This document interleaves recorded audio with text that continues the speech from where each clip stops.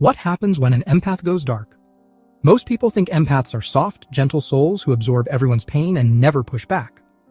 They're the friends who always listen, the partners who always understand, the colleagues who smooth over conflicts and keep the peace. But there's a side to empaths that rarely gets discussed, and when it surfaces, it catches everyone off guard. What happens when someone who's been giving endlessly finally stops? What happens when the person who absorbed everyone's darkness starts reflecting it back? What happens when an empath, pushed beyond their limits, transforms into something most people never saw coming? Today we're exploring one of psychology's most overlooked phenomena: the moment an empath goes dark, gets angry, has had enough, and stops forgiving. This isn't about villainizing empaths or glorifying revenge. It's about understanding a psychological breaking point that's as predictable as it is devastating. The empath's burden to understand what happens when an empath goes dark. We first need to understand what they've been carrying. Empaths don't just sympathize with others or feel compassion. They actually absorb emotional states from the people around them. Walk into a room full of tension, and an empath feels that tension in their own body. Sit next to someone who's anxious, and the empath's heart rate increases. Be around someone who's depressed, and the empath starts feeling heavy and hopeless. This isn't a choice or a skill they've developed. It's how their nervous system is wired. Research suggests that empaths have hyperactive mirror neurons, the brain cells responsible for understanding and mimicking others' emotional states. While most people can observe someone else's pain and choose how much to engage with it, empaths don't have that filter. They feel it automatically, often before they even consciously register what's happening. Over time, this creates an enormous burden. Empaths become the emotional support system for everyone around them. Friends call them when they're struggling. Family members dump their problems on them. Co-workers come to them to vent. Partners rely on them to regulate emotions and smooth over conflicts. And because empaths genuinely do feel others' pain, they can't simply turn away. Helping others feel better makes the empath feel better too, because they're literally carrying the emotional weight until it's resolved. But here's what most people miss. Empaths have their own emotions too. Underneath all the emotions they're absorbing from others, they have their own stress, their own pain, their own needs. Those personal feelings often get buried under the avalanche of everyone else's emotional content. Over months and years, that buried emotional material accumulates like pressure building behind a dam. When an empath gets angry, empaths don't get angry the way other people do. When most people get upset, it's immediate and direct. Something bothers them, and they express it. But empaths have usually been trained, either explicitly or through experience, that their anger makes others uncomfortable. People tell them they're too sensitive. They're accused of overreacting or being dramatic. So they learn to suppress their anger, to minimize their own feelings, to focus on understanding why the other person acted that way instead of addressing how it affected them. This suppression doesn't make the anger disappear. It just drives it deeper.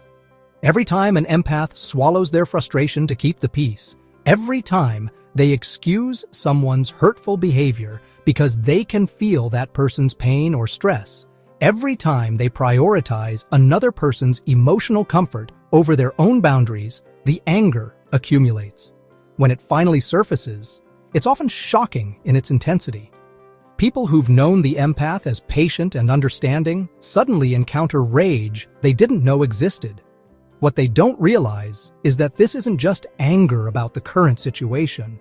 It's years of accumulated frustration, all the times the empath's boundaries were crossed, all the moments their needs went unmet, all the instances where their pain was dismissed as oversensitivity.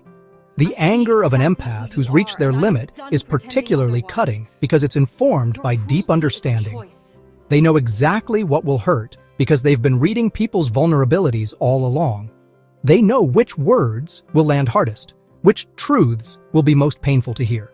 And unlike their usual communication style, which carefully considers the other person's feelings, angry empaths stop filtering.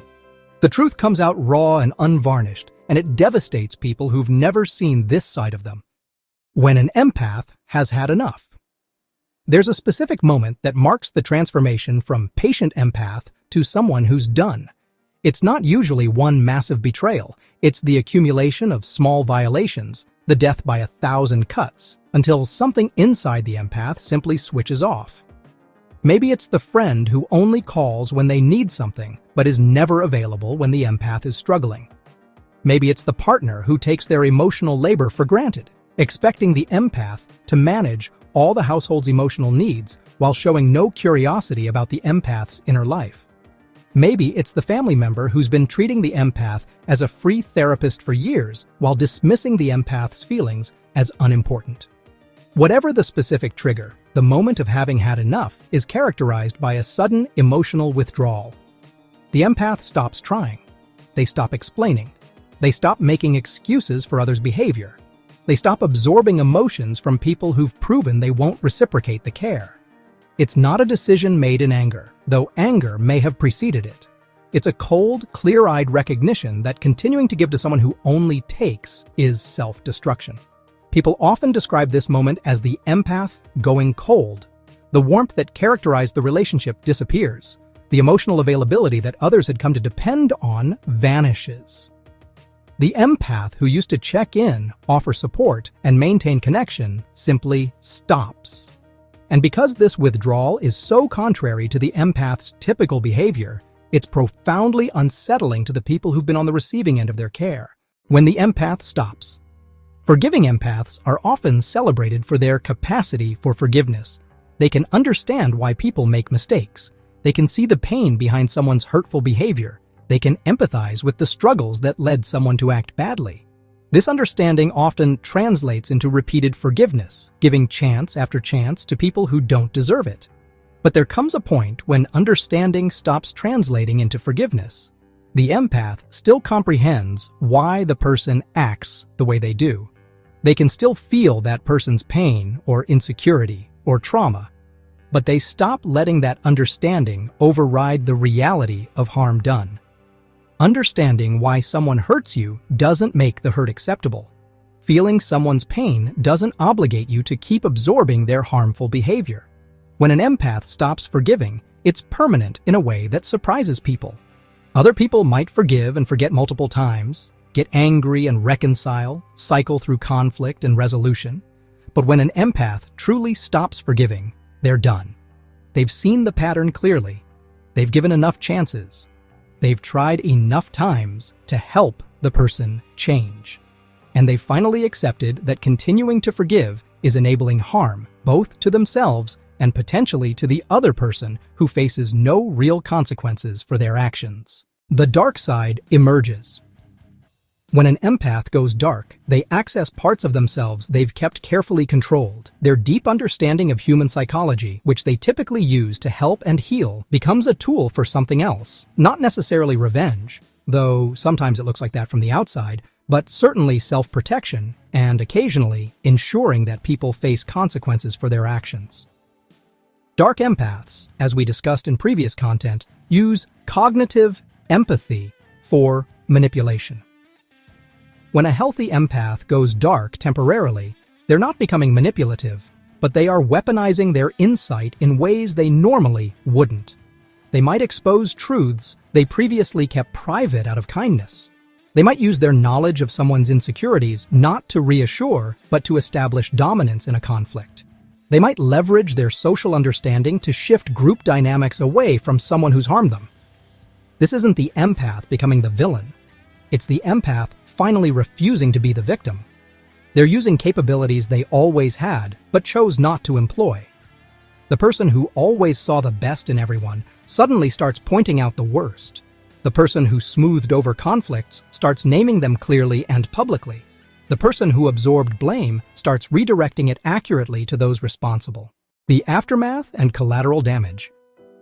When an empath reaches this breaking point, the impact ripples through their entire social network. People who've relied on the empath's emotional labor suddenly have to manage their own feelings. Relationships that were built on the empath, giving, and others taking collapse quickly because there was never real reciprocity. Some people in the empath's life respond with genuine remorse. They hadn't realized how much they were taking or how little they were giving back. These people often work to repair the relationship, demonstrating through changed behavior that they value the empath beyond what they can extract. These relationships can sometimes be rebuilt, though usually on very different terms with clearer boundaries. Others respond with anger or guilt tripping. They accuse the empath of changing, of becoming selfish, of abandoning them. They may try to leverage the empath's compassion, highlighting their own pain or struggle to pull the empath back into caretaking mode. These attempts usually fail because the empath has finally learned to distinguish between genuine need and manipulative demand. Still others simply fade away, revealing that their connection to the empath was purely transactional. They were there for what they could get, and when the empath stopped providing it, they had no reason to stay. While this realization hurts, it's also clarifying. The empath discovers who actually values them as a person versus who valued them as a resource. Is the darkness permanent? One of the most common questions is whether an empath who's gone dark stays that way. The answer is nuanced. Most empaths don't stay in the dark phase permanently because it's exhausting and ultimately contrary to their nature.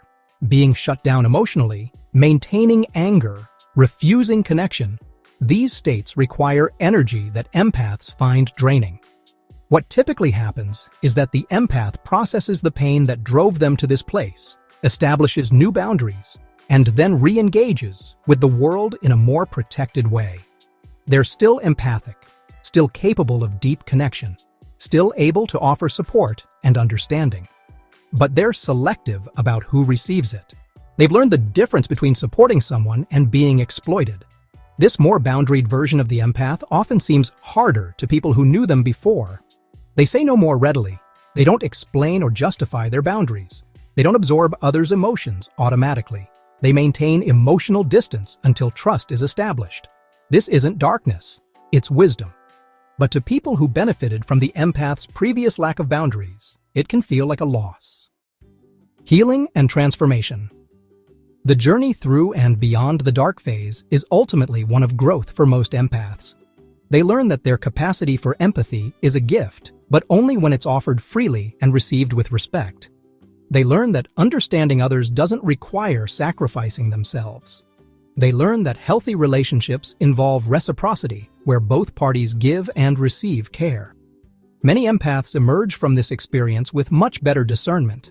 They can distinguish between people who are struggling and need temporary support versus people who are emotional vampires feeding on whatever they can extract. They learn to notice red flags earlier, to trust their discomfort, to walk away before resentment builds to explosive levels.